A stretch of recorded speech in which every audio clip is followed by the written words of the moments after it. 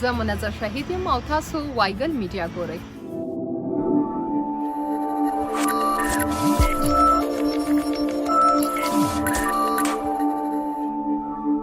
هیله ده چې تاسو به تر اوسه جوړ روغ اوسئ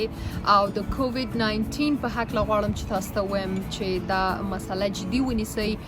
خپل احتیاطي تدابیر هم په پام کې ونیسئ. کورونا وایرس یا دغه کومه ناروغي چې ده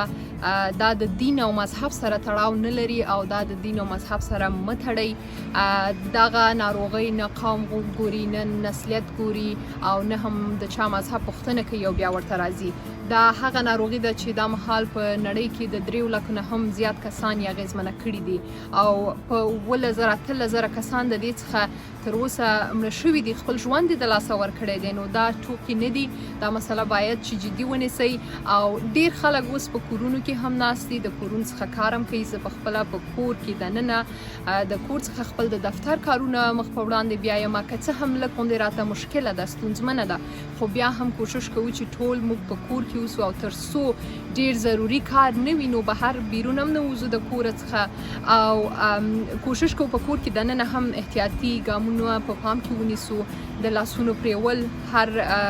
20 یا 15 دقیقې وروسته، همداراز د کور صفایي هم باید وشي، کور هم ښه باید پاک صفا وسي او د دې ترڅنګ که زړه مو تنګیږي په کور کې نو تاسو کولی شئ چې لیک وکړئ، لوست وکړئ، که څو کتابونه لرئ یا که آنلاین کولی شئ یو زده کړه وکړئ، یو ژبه زده کړئ. که تاسو ډیر وخت لرئ کولی شئ چې دغه ټول کارونه وکړئ او د دې ترڅنګ خپل د خوښې خواړه تیار کړئ،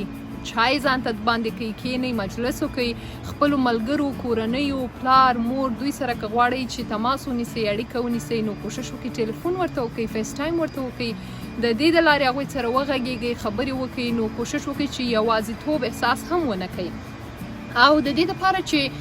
تاسو روغ اوسئ، صحت مو هم ښه وي، د هغې لپاره ښه خواړه هم ډیر مهمه دي، ویټامین سي اخیستل هم ډیر مهمه دي او د دې ترڅنګ